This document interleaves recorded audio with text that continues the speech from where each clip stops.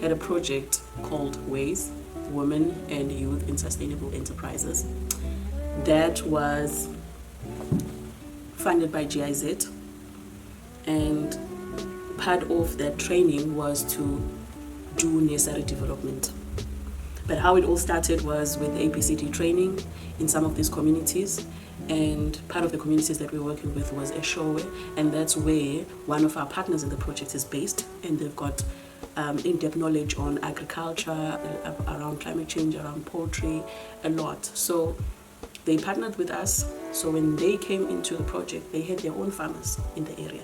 So when we did ABCD, looking at community needs, part of the needs were gaps in financial education and savings, because Siyazi had picked that their farmers do not save the money they make from their produce. By the time they have to plant again, they do not have money to buy seedlings or seeds and all of those things and work the land.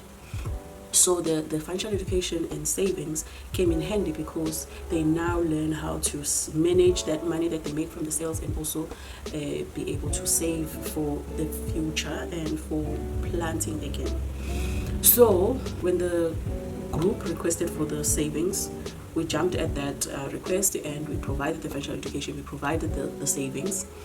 And then later on in the training, when they were asked about their needs as farmers, as community members, as people who are doing different things, part of what that group was saying was that they are farmers, yes, but they struggle to get access to seedlings.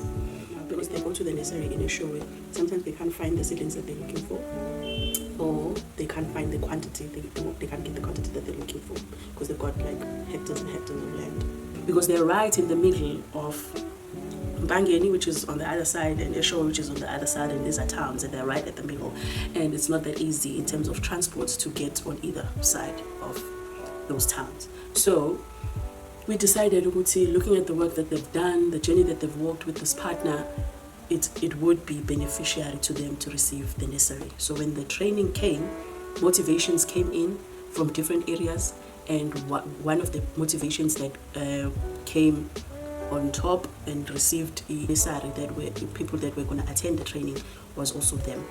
And the criteria was that it should be people who are farming, people who have some knowledge on farming, and it could be someone who's already doing this seedling business. Siyi-co-op eyodwa, but indawo zethu sihlukanisile. Umuntu uyalima endaweni yakhe, siyenze ama-plot, senzele ukuthi sikwazi ukusebenza. Kodwa khona siyi-co-op eyodwa, siyigama elilodwa, umuzi wethu uwodwa. But we decided it would be very helpful for them to receive the nursery, and that's how we gave it to them. Also looking at the skills that they had. And they work very closely with Usiyabona still on other projects. And we felt that they will be guided in terms of how they proceed with the nursery as a business. So from there, they attended the training, they received the nursery, they received all the equipment that goes with the nursery, which is the fertilizers, the trays, the 5-liter bottles that you can put on your bag to fumigate. There's a lot they came with, even gear that they wear when they are working in the nurseries, from boots to overalls and all of that. And then we also gave them water drums for when there's no water. If they need water to irrigate, they can use water that they stored in those drums for irrigation.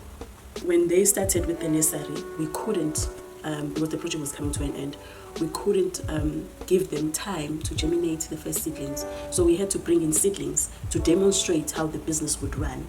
So they themselves, being farmers, they bought from the nursery, they sold some of the seedlings to the community, which helped because it got them to test whether this would work. There is a market for it, a need for it in the community. So yeah, they sold the first batch that was given to them. They also used part of it because they've got hectares and hectares of land which they've divided amongst themselves. So they're planting individually on that land.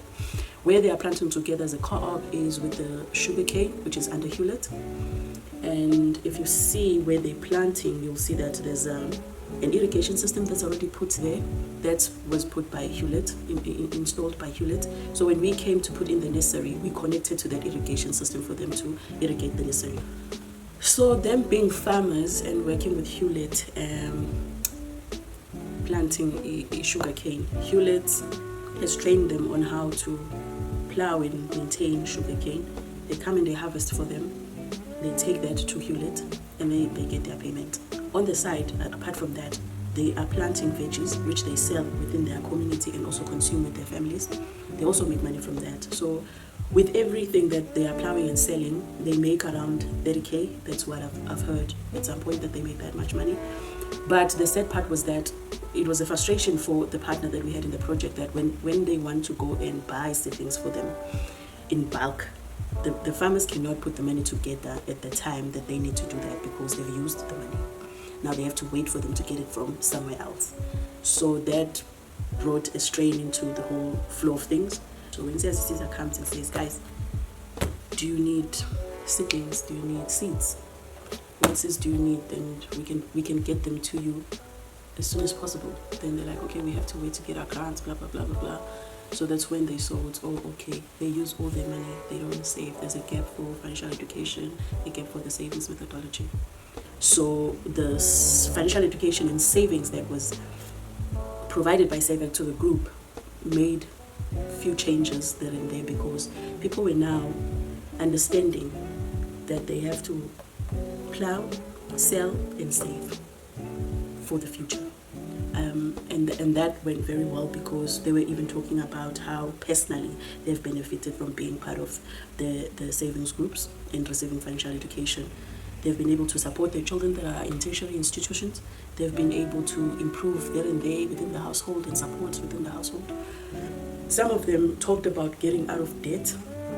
So that was one of the key things, because we're always helping our members to strive to get out of debt and be debt free.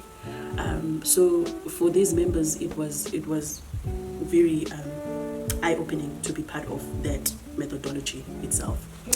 So yeah, the whole project benefited the members very well, because over time the nursery is to operate in a way that it's sustaining itself.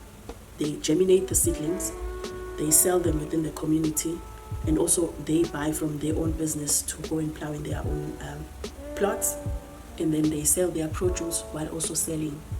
So this is an additional business for them, because they've got sugarcane, they've got the veggies, and now they've got the seedling business. And then after all of those businesses running very well, they can take that money and save it, and then still be able to support those children that are still in school, improve household well-being, and sustain the businesses that they are in.